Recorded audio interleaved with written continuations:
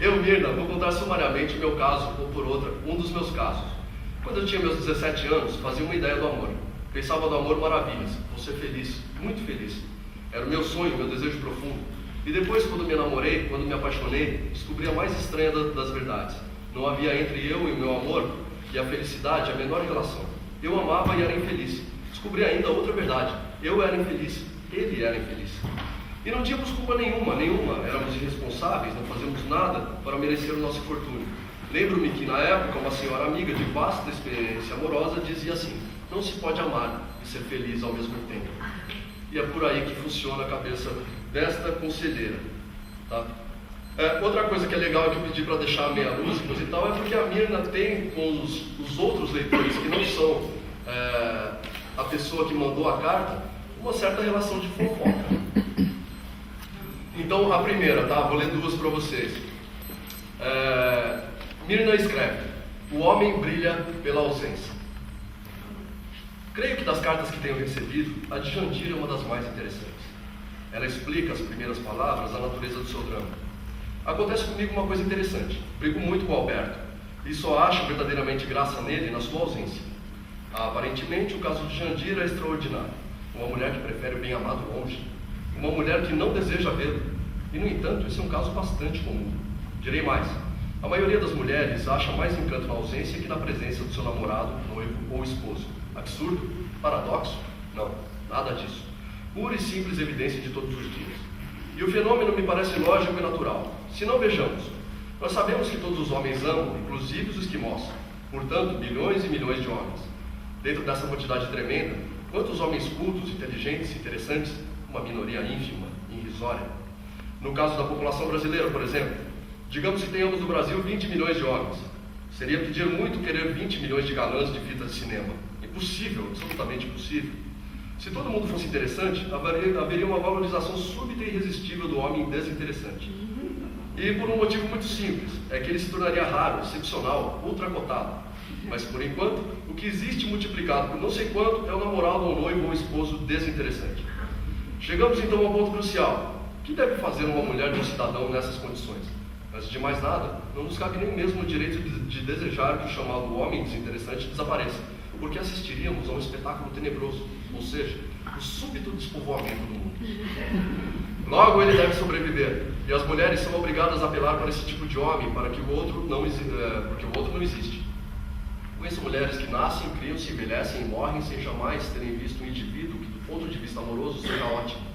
Muito bem, digamos que eu me apaixone por um cidadão assim. Não posso achar a mínima graça na sua presença, porque ele é desinteressante. Tem dois caminhos: ou deixar as coisas como estão, ou romper com ele. Mas romper não resolve nada. Porque deixa um cidadão sem encanto e vou achar outro nas mesmas condições, salvo a hipótese improvável de uma descoberta sensacional. O que faço eu? Se a presença do meu amado não me empolga nem nada, apelo para sua ausência, recurso infalível. Sob a sua presença eu vejo como ele é, na realidade, quero dizer, limitado, sem espírito, sem inteligência e às vezes feíssimo. Já na ausência tudo muda. Vejo não como ele é, mas como eu quero. Pois o que funciona é minha livre e criadora imaginação. Componho para mim mesmo, para o meu regalo especial, a imagem de um homem fabuloso que nada tem a ver com o meu amado. Ou por outro, é o meu amado, mas exaltado, transfigurado, super aperfeiçoado. Eis o porquê na maioria dos casos os homens ganham tanto com a ausência. O caso de Jandira pode se enquadrar perfeitamente nesses termos. Ela gosta de um homem que de corpo presente não a consegue impressionar, não consegue lhe transmitir nenhuma sensação de deslumbramento. Já que ela não deseja acabar com o romance, deve ver o menos possível seu namorado e procurar valorizá-lo durante a ausência. É a única solução para ele. Esse é o primeiro. Caminhamos para o seguinte. Esse aqui eu achei muito bom. Mirna escreve: a mulher perdoa sempre. Na carta que me enviou, Cláudia conta sua aventura. É uma história que faz pensar em uma novela, em um poema e, por vezes, na crueza de certos filmes franceses. Em síntese, Cláudia amava loucamente um homem e, segundo todos os indícios, era largamente retribuído. Um dia ficaram noivos e não houve em toda a terra uma mulher mais ou tão feliz. Cláudia sonhava dia e noite com a sua lua de mel, imaginava-se vestida de noiva, pensava minuto a minuto no enxoval. Antes do casamento, o noivo deveria fazer negócios uma viagem de 4 meses. Cláudia, porém, sentia-se muito segura de si mesma e do próprio amor. O que significavam 4 meses para uma eternidade de amor? Parte o noivo. Cláudia teria um consolo, a correspondência. Ouvia falar no encanto das cartas amorosas. Achava que ele devia escrever muito bem, dizer por escrito coisas lindas. Entretanto, passaram-se 4 meses e o bem-amado ausente não enviou uma única frase. Cláudia se desesperou, é claro, pensou em todas as hipóteses, inclusive as trágicas. Estaria doente, morto? Graças a Deus não. Pois um dia recebe a notícia de que o noivo chegaria no dia seguinte. Ficou delirante de alegria. Todas as suas queixas, as suas mágoas, os seus temores se dissolveram em uma onda de amor. Imaginava um momento em que na estação seria abraçado por ele, beijado, etc, etc. Passou a noite em claro e nunca a vida lhe parecera tão doce. Amanheceu na estação muito antes da hora. Esperou, sentindo nos nervos, na alma, um frêmito sem igual. Eis que chega o trem. Descem os passageiros e por fim ele, o bem-amado, Cláudia está. Ele desembarcava sim, mas não estava sozinho. Vinha de braço dado com outro. E não era nem ao menos uma rápida ou efêmera aventura, pois o noivo namorara, noivara e casara nos 4 meses. Foi como se de súbito a vida tivesse acabado para Cláudia. Pensou na morte, desejou a morte, não morreu porém. Mas levava na alma uma tristeza mortal. Passaram-se vários meses, 1 ano, vários anos. E de repente a notícia de que o ex-noivo sofrera um desastre talvez ficasse inválido.